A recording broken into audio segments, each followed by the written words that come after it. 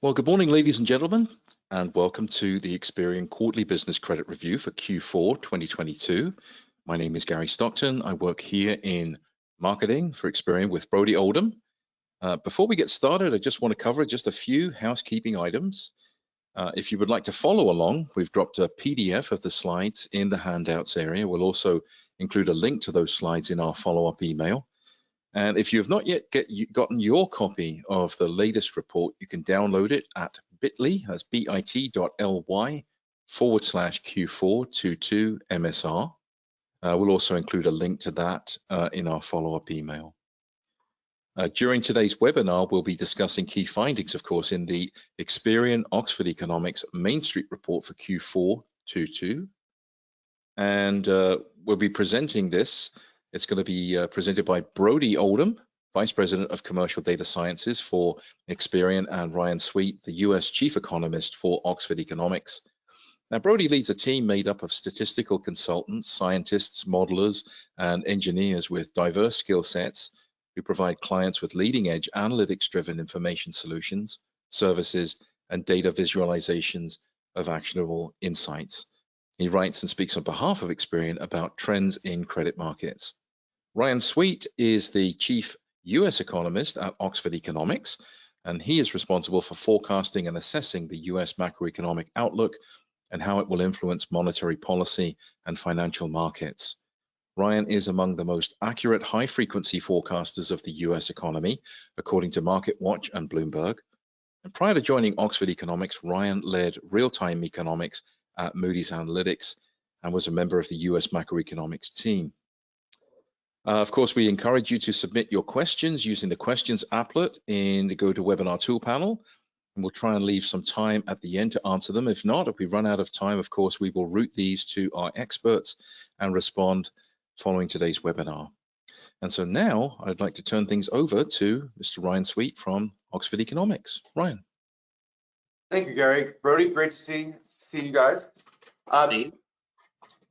And thank you everyone for joining. I think the three key takeaways that I want to hammer home from our discussion today is the US is not in a recession, but kind of reading the economic tea leaves, it suggests that a recession is on the horizon. So if you look at leading economic indicators, the weakening in the housing market, there are signs that the economy is very, very vulnerable. It doesn't mean a recession is, 100%, baked into the cake. We could avoid a recession, but we're going to need a lot of luck. So that's takeaway number one, is that the economy is vulnerable. Takeaway number two is that the Fed is going to break something. They're going to break either the economy, inflation, or both inflation and the economy. And our baseline forecast is for them to break both inflation and the economy. And then finally, takeaway number three is that we need to avoid recency bias in the sense that the severity of this next recession that we have in our forecast, which I'll kind of lay out over the next several minutes, it's not going to be like the financial crisis recession. It's not going to be like the pandemic.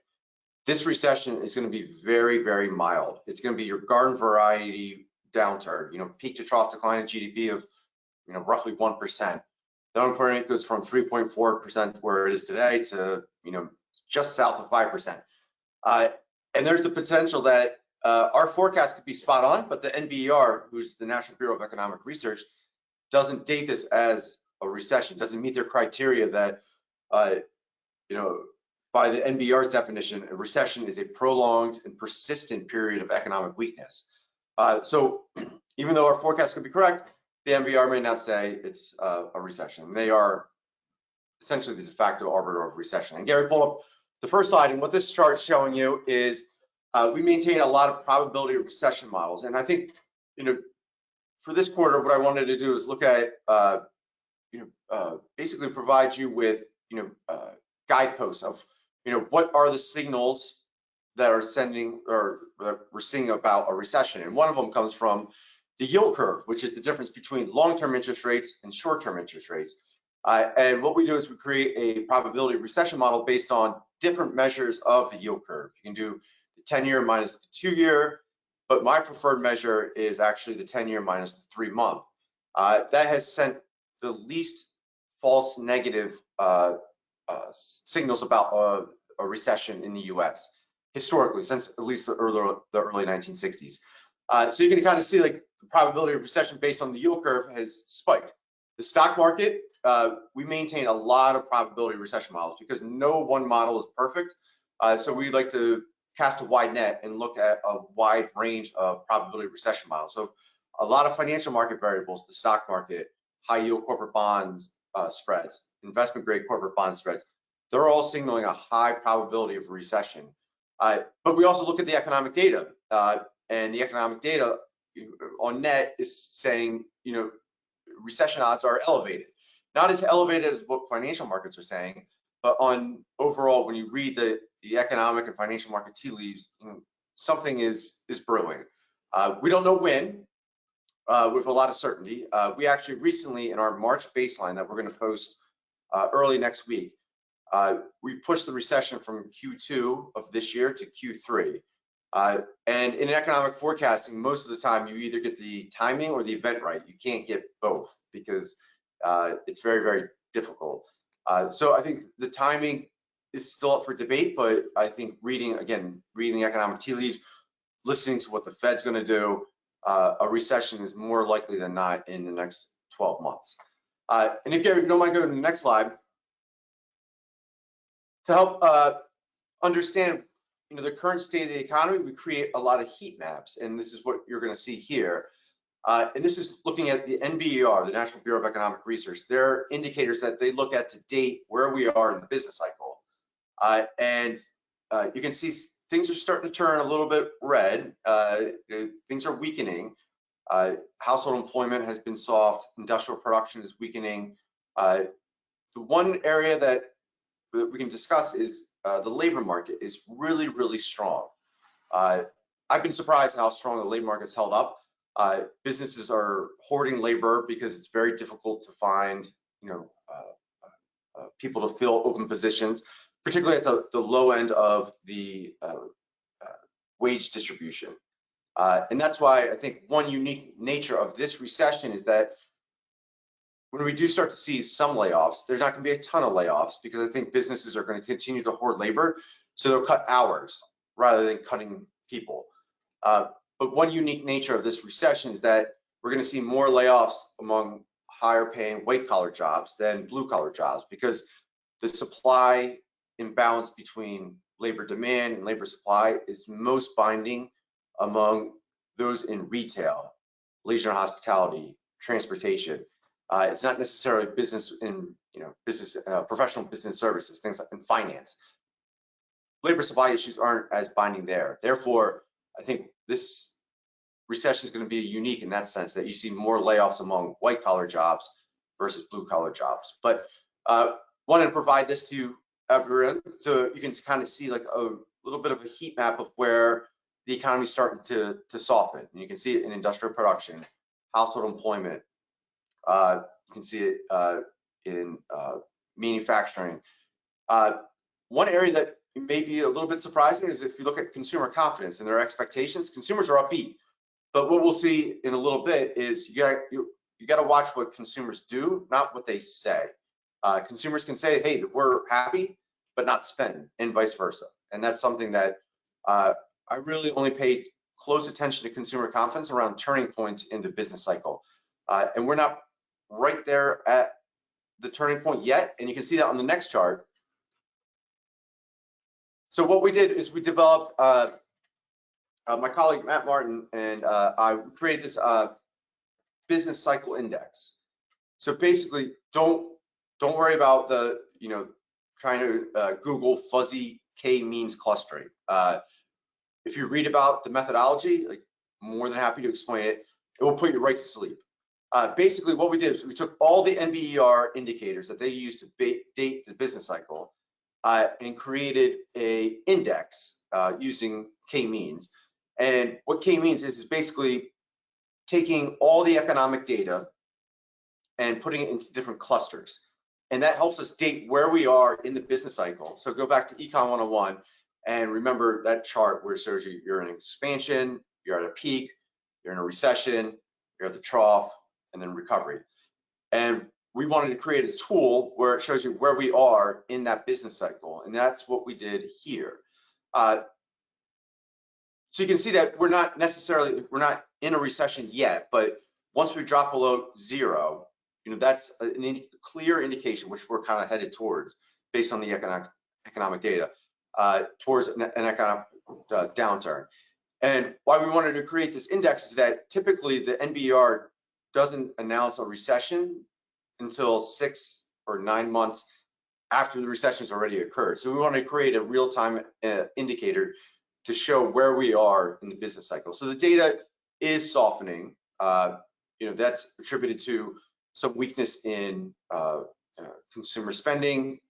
Take out January retail sales, that was an anomaly. But on net, overall consumer spending softening. The labor market is still very, very strong, which is the outlier, but industrial production softening. Interest rate parts of the economy are very, very weak, and that includes housing, vehicle sales. So they're kind of reading the economic tea leaves to suggest that we're at an inflection point in the economic business cycle. But so far, the economy is holding up a little bit better than what we anticipated in the beginning, since the beginning of the year. And most of that is attributed to the consumer. The consumer is resilient. They have $1.5 trillion still in excess savings. I think when you break it down by income quintile, which I think is very, very important to assess how much more of that is going to be spent, a lot of that excess savings is with wealthier households. And I think we discussed this last time. They're going to treat that more as wealth than cash. So, there's a lot of cash in people's checking accounts, under their mattress, or buried in their backyard. But when it's with wealthier households, they're going to treat that more as wealth. Therefore, they're not going to spend a lot of that. And the point I make to clients is that with the stock market down as much as it has been, over the last 12 months, with house prices starting to slip in the U.S., if wealthier households want to tap into that excess savings, they would have done it already, and we haven't seen that. Therefore, I think they're going to really treat that more as wealth than cash. The area I'm most concerned about are low to mid-income households, because they've exhausted all their excess savings. I'll have a slide on this in a little bit, but nominal wage growth has slowed the most among those in leisure and hospitality, in retail, and that is a concern for me going forward, because if we get any unexpected shock when it comes to gasoline prices, food prices, that's going to hit low-income and mid-income households the hardest. So I think if there's any area of potential vulnerability, it's the low to mid-income households that I'm most concerned about. But as of now, the economy's not in a recession.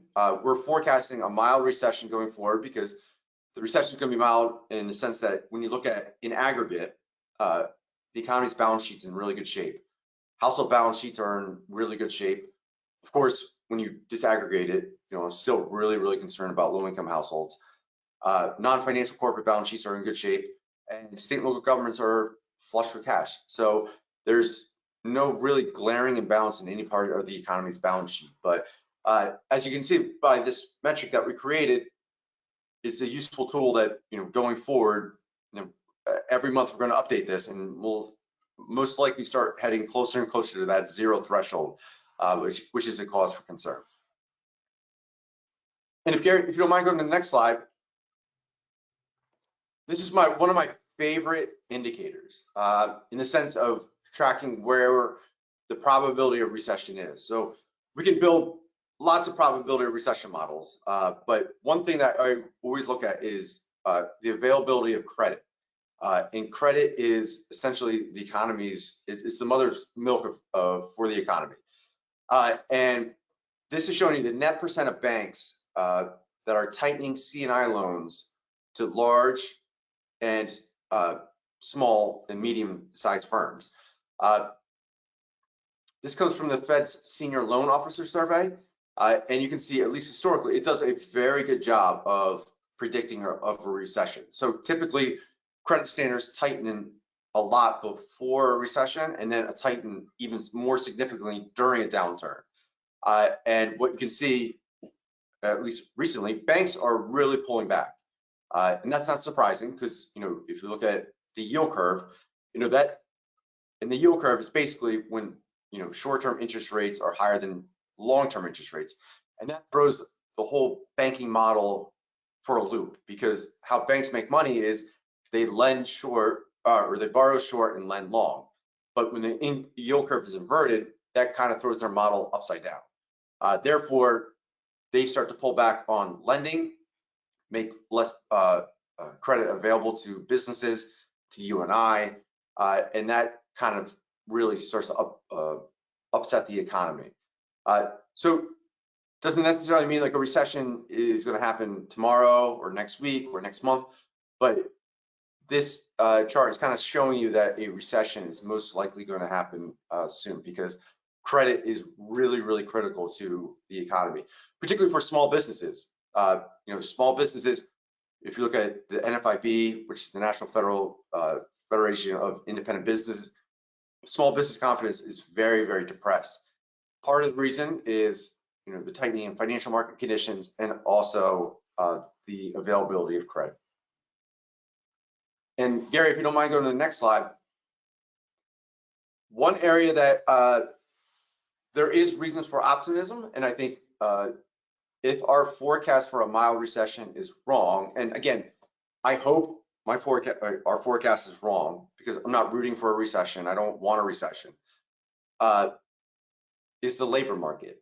And what this chart's showing you here on the left-hand side is the monthly growth in non-farm payrolls. And you can see in January, we created 517,000 jobs, way more than what either we or the consensus anticipated.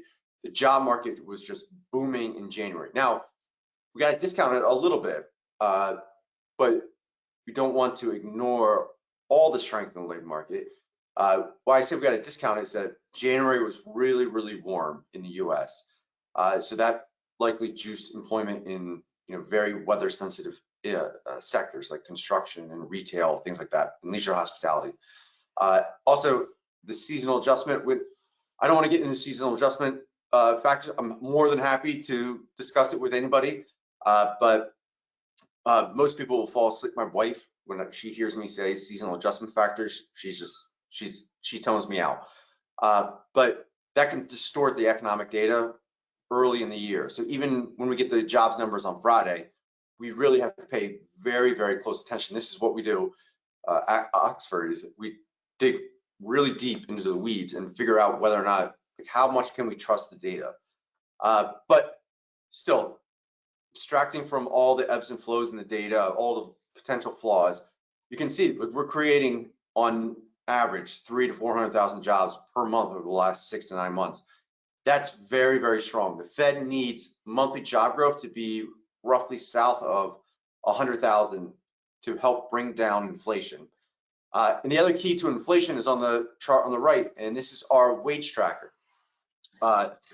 And what we did is we took all the wage data that is publicly available and we combine it into a wage tracker. And you can see that wage growth has started to roll over, which seems a little bit at odds with the story that I just told you about how strong the labor market is. So what we did is we modeled it and we looked at what explains wage growth. And the recent deceleration in wage growth, which is, it's modest, is a lot of that is attributed to weaker inflation and a decline in consumers' inflation expectations. So this gets back to our prior work that shows that we're not in a wage price spiral where wages are pulling prices higher. It's the other way around. Wages are determining, or excuse me, prices are determining where wages go. So with inflation coming down, it's still elevated and it's still very, very costly. So inflation, where it is today, is costing the average household $400 per month more to buy the same basket of goods and services today as last year. That's an enormous burden, but that's less than the peak when it was north of $600 per month. But with inflation coming down, we have less bargaining power. People are less willing to go to their boss and say, hey, egg prices are going up, food prices are rising, gasoline prices are rising. I need a pay raise. That's kind of taking some of the steam out of wage growth. And I think this is what's key to returning inflation back down to the Fed's target, is that they need nominal wage growth to be not 5%, where we're north of 5% today. They need it closer to 3.5%. And that 3.5% is essentially 2% inflation, 1.5% productivity growth. So we're starting to move in the right direction, but we got a long ways to go before I think the Fed would feel comfortable. And then Gary, if you go to the next slide. All right, this is my favorite chart. And feel free to push back, but it's the chart on the right. So this is the US Beveridge curve. And the Beveridge curve is essentially the relationship between the job openings rate and the unemployment rate. And for the Fed to engineer a soft landing, they need the Beveridge curve to basically decline vertically. So they reduce labor demand. So businesses, demand for labor softens, but the unemployment rate doesn't go up. And at least historically, that's been very, very difficult to do. Historically, if the unemployment rate goes up by 35 basis points on a 3-month moving average basis, and I'm sorry, I'm throwing a lot of numbers at you, but as an economist, I love numbers. But 35 basis points on a 3-month moving average basis, that's always signaled that the US is going into a recession. Another number, a 50 basis point increase year over year in the unemployment rate has always been consistent with an economy in a recession. So it's very, very difficult to reduce labor demand without pushing the unemployment rate higher. And the rationale behind that is when people start to see their friends, their family, their loved ones lose their jobs, they get worried about their job security. And what do? They run for the bunker. So they cut back on spending. When they reduce spending, that means more layoffs in retail, in leisure and hospitality. And you can see how this cycle starts to kick in. So that's why every month we update this Beveridge curve to kind of see whether or not we're on the path towards a soft landing. And you can see there's been a slight outward shift in the Beveridge curve, but it's not significant enough. I think we're still on the path of a soft landing. And a soft landing is where the Fed returns inflation to their 2% target without pushing us into a recession. So we're still on that path, but that path is very, very narrow. And why I think it's narrow is this chart on the left is we have a lot of job openings per unemployed workers. Basically, we have this rebalancing of the labor market that needs to occur where we rebalance labor demand and labor supply. The good news, I think, and one thing that we've been digging into is the reemployment rate. So those people that are being laid off are finding work very, very quickly. And that's key to keeping us on that narrow path for a soft landing. We just don't think going forward with a weakening in the economy that that path's going to get narrower and narrower. And the risk of a policy error is very, very high. Because if you listen to what the Fed's saying, again, getting back to my earlier point, they're going to break something. They're going to break inflation, they're going to break the economy, or they're going to break both. They're determined to get inflation back down to their 2% target. And again, getting back to the idea of Hobson's choice, which is the worst or the better of two bad outcomes. It's either a mild recession now, which is very disinflationary, or the potential for stagflation down the road. And stagflation's high unemployment, high inflation, and that's what the Fed definitely does not want to go down. That's what plagued the economy in the 1970s and 1980s, and I think the Fed has learned their lesson that resolving stagflation requires a more significant recession than what would occur in the next 6 to 12 months. And if you don't mind going to the next slide. All right, so turning to inflation, this is always top of mind. The number one question I get is what's going to happen to inflation? And the chart on the left is showing you just overall inflation, which is the red line, and core inflation, which excludes food prices and energy prices, is the blue line. And you can see that inflation is starting to moderate, but it's still elevated. It took a pandemic to bring back inflation in the US. For most of my career, I've been a professional economist for 18 years. I would say 16 of them, inflation was too low. Last 2 years, inflation has been elevated. And a lot of our inflation issues last year were attributed to supply shocks. And that's what I'm going to show you on the right-hand slide. We created a supply chain constrained CPI. So CPI is the Consumer Price Index. This is looking at, we identified areas that are affected by supply chain issues. So think about poster child would be new and used vehicle prices. Those prices spike because of the chip shortage. Audio video equipment, children's apparel, sporting goods. And when it comes to children's apparel, I got 3 little kids. I can attest that children's apparel prices have gone through the roof. But what we wanted to do is measure how much is this adding to the CPI. And you can see it's adding a lot less as supply chain issues have eased over the last 12 months. And this is critical to the inflation outlook because we need a lot of disinflationary pressure in goods to offset the inflationary pressures that we're going to experience in services. In services, I think rents come top of mind. Rents in the US haven't peaked yet, measured by the CPI. They're likely going to peak mid-year, but then there's going to be a lot of disinflationary pressure in rents in the second half of this year and into 2024. But relief on the inflation front is coming. It's whether or not it requires a mild recession or not. And the key to that gets back to wage growth, because if you listen to Fed Chair Powell, what the Fed's laser focused on is services inflation excluding housing. And what drives that is nominal wage growth and the strength of the labor market. So they need the labor market, they want the labor market to cool, bring down wage growth, and then by extension, it's going to help cool some of the services inflation that we're experiencing. But overall, our forecast is for inflation to get back to the Fed's target, not this year, but some point in 2024. And Gary, if you go to the next slide, and this is the last one before I hand it off to Brodie.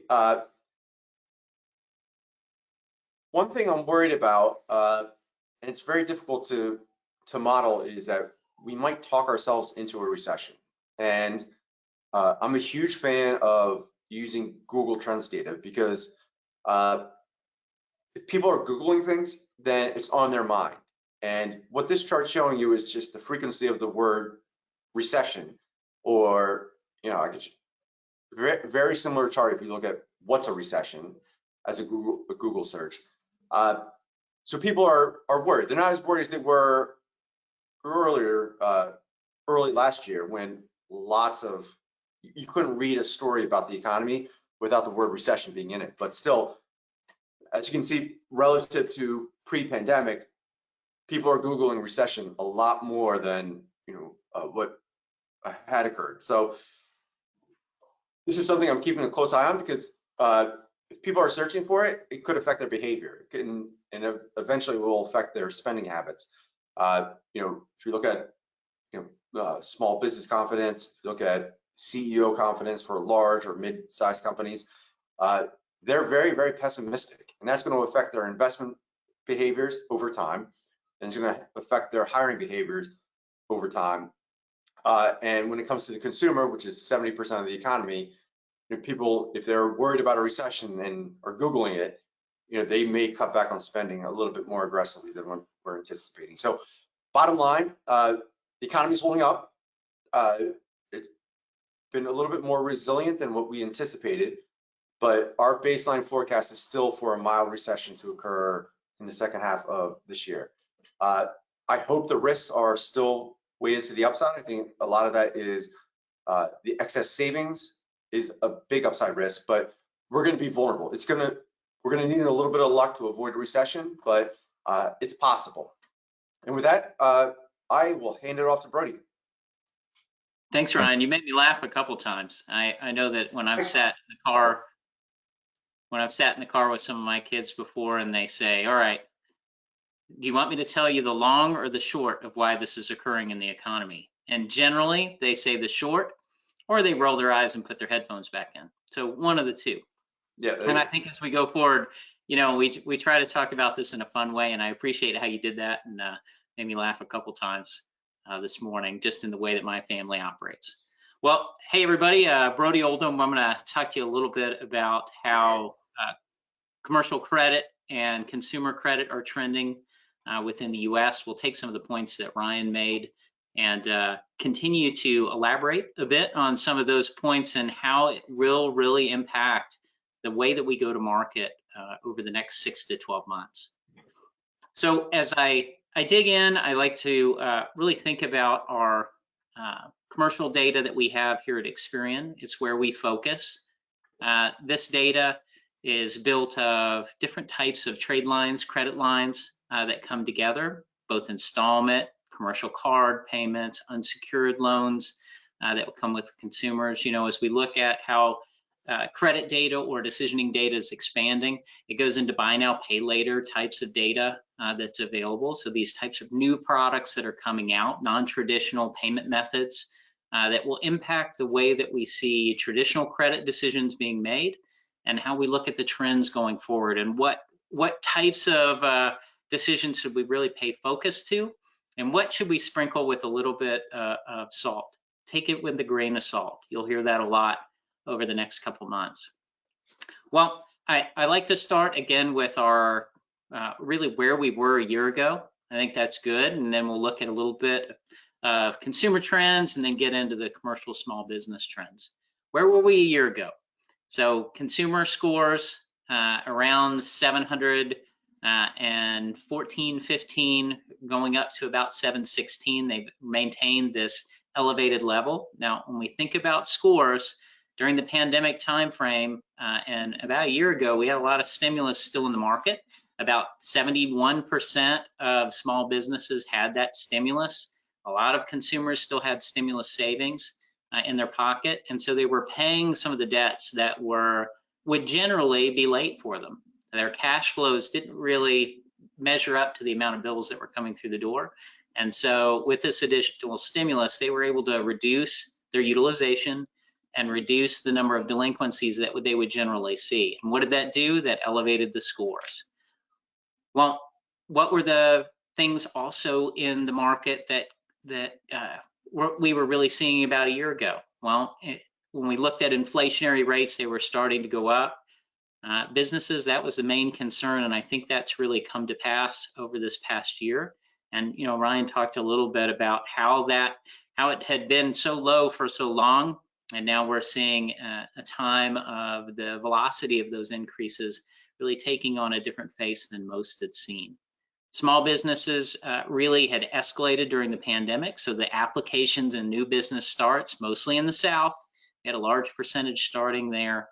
That created some different challenges that we were seeing from shortened credit history that a lot of our traditional lending partners didn't really delve into. They stayed more in their traditional historical boundaries of about 24 months of credit history for a business before they would really begin lending to them. And that's changed. They've gotten down to about 12 months. In doing that, we'll see some impacts to delinquency rates. So a year ago, everybody was trying to figure out what they were going to do with the potential of inflation really maintaining a higher level, and with a lot of new businesses in the market and consumers with credit scores inflated a bit because of the stimulus that was in their pockets. So when we think about what impact that may have across the US, and we think about where these consumers were a year ago, you know, what states had done through the pandemic is they had a rainy day fund, just like consumers did. So they didn't spend all the money that came in from stimulus. They put a lot of that into savings and deposits, and they packed that away, and that's really creating a buffer at this point, and why we continue to see consumer spend. But states did the same thing. So rainy day funds have escalated pretty quickly. They're putting a lot higher percentage away in case there is some downturn in the next year or so. And so having this additional buffer will make it more difficult really for that inflation to come down as quickly, because as businesses are having more difficulty or consumers are having difficulty, states will have the ability to create additional supplements, stimulus within their own area to keep consumer and business health up. So we may see this, just this factor, draw it out just a little bit more as far as the US perspective. Now, when we look across sentiment, Ryan talked this, and I'll just touch on it briefly. You know, it is something that we look at to see how you feel about it.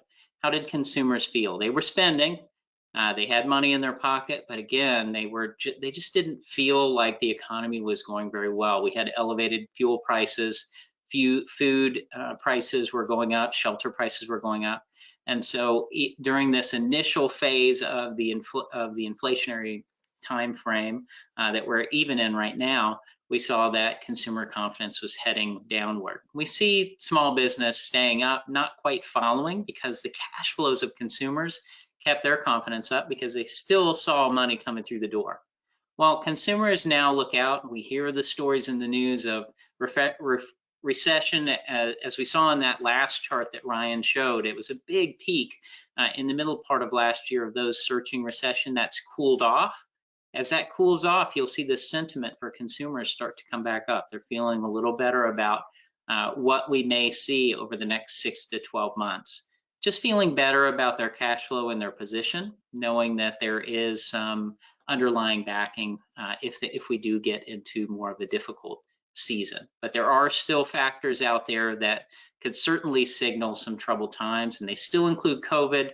A lot of global conflict that's out there that it can impact food prices and energy prices as we go forward. So there's still things that we'll be watching that could throw a wrench into our smoother recovery as we look forward through the next 12 months. Now, one of the things you should look at as we look at small business, as we look at that business owner, the consumer in the US, we look at the facilities that they have just from their own personal use. You can certainly see on the left-hand side, when we think about consumers, just in the current time frame, we can see that the originations on products like autos have started to come down. Not as many auto loans out there. Now, the prices are still high. Now they're coming down as well, and you'll see if you've driven around like me and you look at these car lots, you'll see a lot more cars across the lot than you'd seen in a long time. They're pretty full. That's because the interest rates on the loans have gone up so much that's priced people out of the market of getting a new car or getting a new used car as they go forward. So those markets have started to slow. We will see delinquency levels as they start to rise, and you'll see that on the right-hand side. That subprime and near prime consumer auto market is having a little trouble right now. So those that had gone out and picked up a car, maybe paying a little bit more than they should, had stimulus in their bank accounts, cash flows that were pretty steady, wages that were elevating, picked up a car that maybe was a little too much for them as they were going forward. Now they're starting not to be able to make the payments as inflation increases and those standard costs, their core costs of living have gone up. So we're starting to see more trouble in the auto market. Mortgage, again, hopefully to see some of those rents come down as construction continues. Commodity prices have ebbed and flow, but we've had some good valleys where construction companies can continue to work. And as Ryan said, you know, some of the warmer weather has helped us to continue to build up some of that inventory. So hopefully it'll bring down those rental prices as we go forward, and that'll certainly help with the inflationary outlook over the next year.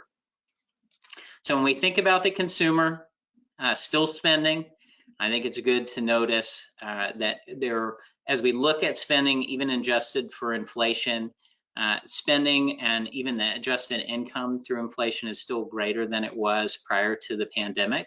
So that's good. We've come out and improved. Definitely helpful. January, again, like Ryan said, a bit of an anomaly out there as we see some of the spending a little higher than expected, well, a lot higher than expected. We'll look for the next couple months for that to level out and even drop down a little bit. As again, those lower income segments, higher risk segments within the credit tiers will experience a little bit more pressure across the market. So their spending should pull back a little bit. I mean, if you look in some of the stories that we've seen lately, Campbell Campbell Soup picking it up. A lot of products like that. Lower cost basics have picked up.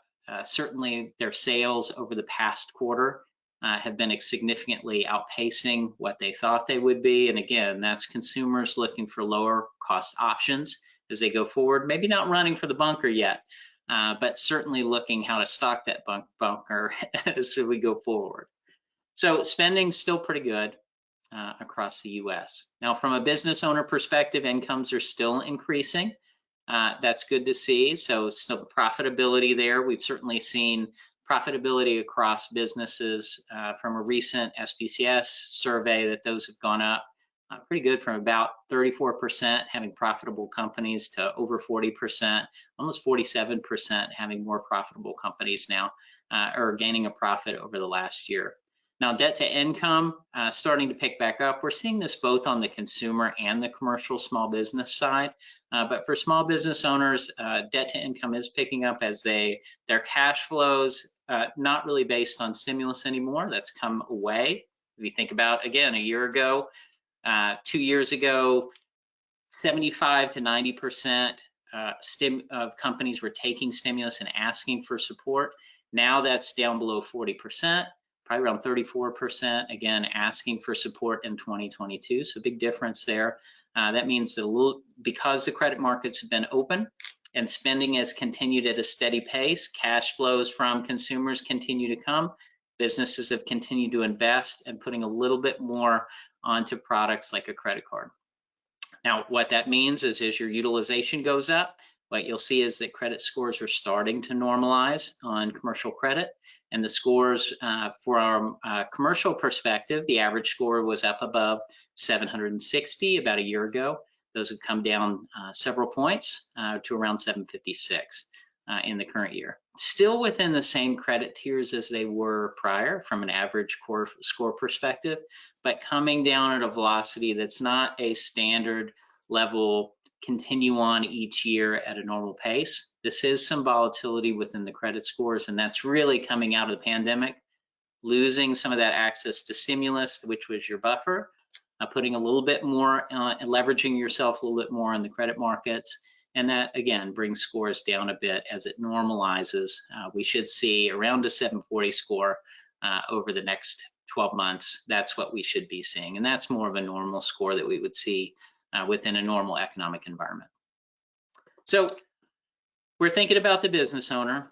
Let's think about the credit that they have access to. So as they're going out into credit markets right now for installment and credit card loans, you can see, again, the trend continues. Now it's leveled out a little bit, not continuing at the same pace of increase that we had seen over the past couple months.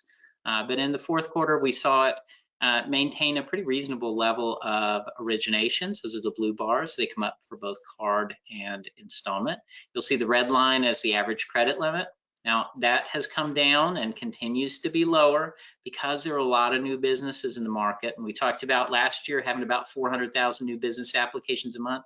We're still seeing that trend continue even into this year, staying north of 400,000 applications being put forth for new businesses. And as we see, some layoffs within the tech sector, that innovation spark is still within people as they come out of those type of industries. They'll want to start their own businesses to continue and maintain that cash flow as we go forward. So we should see, through this year, a lot of business applications continue to be north of 400,000. There's still plenty of stimulus at the state and federal level for these new businesses, and the SBA will come out with some new programs over the next year to continue to keep healthy these new and emerging businesses. So we should continue to see credit markets stay pretty stable over the next 6 months or so. Now, when we think about the other types of loans that are out there, when we think about what's happening with credit markets, when we think about how inflation is impacting, again, on that previous slide, buy now, pay later types of products, again, can add some pressure to that top line of originations and make the numbers look like they're a little bit lower because those buy now, pay later types of products aren't in what we consider our core trends. Because they're a little different, they're shorter term loans, for-pay type of loans. They're starting to extend in broader. Each of the bureaus has buy now, pay later type of data being brought into the bureau. Again, as we're looking to include it into our scores, it's something that we need to continue to look at and work with our regulators to understand what's appropriate as far as inclusion. But that data is there, and it's good to know what other types of debt a consumer or small business is taken on that may not be all reported to a commercial or core consumer credit bureau. Now, what does that mean? If your consumer or small business owner isn't reporting everything to the bureau, we're not seeing all the different types of debt that they're assuming, that can mean that they're overextended in some cases. And that means delinquencies will start to go up when there's troubled times at a velocity that's a little faster than you may see in a normal time. You'll see a couple charts here. The one on the left looks at inflation and the impact that that's had on our correlation that we see between inflationary measures and the amount of delinquencies that we're seeing within the market. You can see it trends very similarly across the line. Inflation in the pink line, and then the other stacked 30 to 90. Again, looking at a good order of stacking, you want to see the 30, 60, and 90 stacked in that way. That means that not as many of those that are sloppy pays, 30 days, are rolling into the higher delinquency buckets. It's really good to see. And we hope that will continue. Again, as a recession draws nearer, we should see those invert, and you'll see a larger number of those businesses roll from a lower delinquency sloppy pay into a higher delinquency bucket. Now we look at where these delinquencies are occurring in the middle chart. You'll see that a lot are occurring in the South. Where do we talk about most of the business applications for new and emerging businesses coming to bear? That's in the South. So you have a lot more opportunity with smaller credit histories, a younger and emerging business, still trying to get their feet under them, a few more delinquencies in those areas, and that's why you'll see that elevated a bit. Now, so we've looked at delinquency levels. Let's look across some industries. Where would you expect to see some delinquencies at this point? Well, the delinquencies really aren't that terrible as we look across all the industries by SIC code. You'll see some anomalies that stretch out, and there are ones that you would expect. Certainly in construction, we've had some volatility in home prices. We've had, the National Association of Realtors looks at the inventory that's available, what's coming to market, how many applications are there for new homes and new construction. What do we look at from existing homes, and certainly what we talked about a little bit earlier. So you can see some volatility there will create opportunities for heightened delinquencies, and certainly within December, when not many people are out shopping for a house, you'll certainly see some of that tighten a bit, but we should see it recover as we get into the first quarter and look at some year-over-year numbers in our next get together. Now, you'll also see mining is having some difficulties. You'll probably read in the journal some challenges with the number of barrels that are being produced, some challenges with shale oil production, regulatory challenges that are happening within the market that create lease challenges, able to have exploratory work continue at the amounts that these petroleum companies are looking for, and certainly some challenges with coal production as we go forward. And we look at ways that we can transition from a petroleum-based type of a system into something that's a little more green. So we are going to see some bumps in the road as we go forward, certainly in this industry. But oil and gas has certainly picked up as we look at certainly the need and opening up markets like China and others where they're going to need some additional, as they open up from zero COVID policies, they're certainly the poster child for this, taking on more of that energy need as their economies begin to really try to ramp up a little bit more as we go forward. Well, let's look at charge-offs. So some of you may say, well, delinquency rates are going up. When do we see interest rates continue to rise? We see the Fed raising interest rates. What does that do with our delinquencies? Well, as money becomes a little more expensive, you expect for delinquencies to increase because that access to the funds become more expensive themselves and a little harder to get. So we looked at charge-off rates and how that aligned with the Fed raising interest rates. And what we found was, in general, you'll see some of the recessions over to the right-hand side. You'll see that on average, it takes about 9 months after the Fed really peaks out at the top of their interest rate hikes to get to where we see some significant increase in charge-offs. And that's when the economy slows enough that we see delinquencies raise, and like we said, invert some of those trends to move more people into the higher delinquency buckets. That's about 9 months out from when we see the peak. We're not at the peak right now. Charge-offs are still at a very low level pre-pandemic. And so as we go forward, we expect to see those in about 9 months, which puts us at the end of this year. And that's around where we might see some recessionary challenges potentially toward the end of 2023. So it aligns with some of the narrative that we really saw from Ryan at the beginning of our session today. Collections still just edging up barely from where they were over the past year. You can see those balances that are with collections. Again, a lot of these smaller companies are getting lower lines, and when they go into collections, they're lower amounts, and so that amount on average is dropping off. But again, it's a reasonable trend here because the collections aren't really accelerating with great velocity. Again, keeping that slow and steady delinquency pace right at pre-pandemic levels, even inching up just a little bit above, but the market again is expanding and still hot. When we look at something that Ryan touched on, and we may get a couple questions at the end here, but talking about credit markets, we look at the SLOOS report, we look at some of the indices that Ryan and Oxford Economics puts out that shows us that interest in tightening over the next few months, where they've been tightening to this point. If you look down in the bottom, what we're seeing in the data, certainly in the fourth quarter, is not a lot of tightening.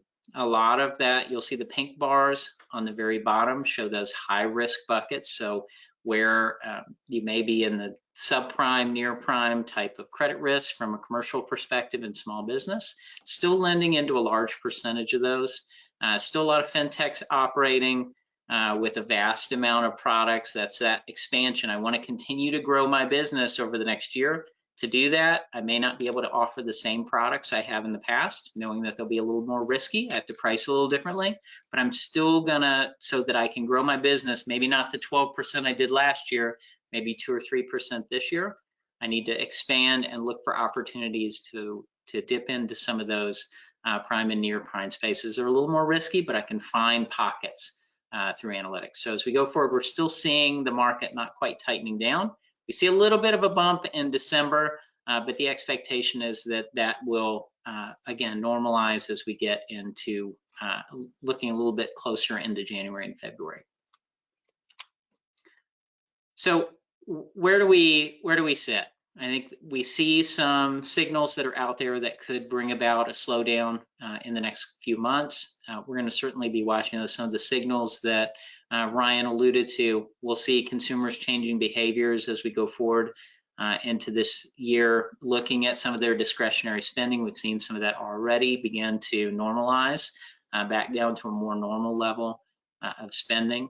We'll see inflation continue to be at an elevated level as some of these different pieces start to normalize, and we see that some deflation certainly in rental costs as we go forward, shelter costs and food. I saw eggs at Costco about half what they were about a month ago. So those things are certainly going to help as we go forward in the next month or so. We'll look at expanded product diversity to keep that growth factor going among credit markets. And we're going to see a little bit more oversight this year as some of our regulators look for different opportunities to look for bad actors and are out there really identifying places where lenders will have to provide a little bit more information, interact a little bit more with the consumer base, and see where we go to just build an easier and a better interaction between the consumer and small business. And we'll see that, and that'll come with some of the additional stimulus that we'll see through this year. Not official stimulus from the government, but stimulus in the form of different programs, local, domestic, certainly in helping small business to continue to operate. So Gary, why don't we open it up for a couple questions here and see where Ryan can help. Yeah, we had a couple of questions come in. The first one comes from Monica, and I think Monica was Curious about your comments about re-employment and if there was any further data on that, Ryan? Yeah, so we can calculate the re-employment rate based on the BLS, the Bureau of Labor Statistics. They have great data on labor market flows. So showing where people are going from unemployed to employed or employed to employed each month. I'm more than happy to share the chart and the data that shows that the re-employment rate that's very elevated. So please just email me and I'll send it to you later this afternoon. Yeah, we'll route that. And I think we are just coming up on time. So I'm afraid we would have to route the other questions that came in to our experts. We want to thank everybody for coming today to the webinar and for additional information about Oxford Economics. Of course, you can find all of that at oxfordeconomics.com. And of course, you can always find us, Experian, at experian.com/B2B. And that brings today's program to a conclusion. I want to thank everybody, thank our speakers, and thank our audience for attending. If you could please leave your feedback when the webinar ends, it really does help us to keep refining this webinar format and giving you the information that you are looking for there. And with that, until next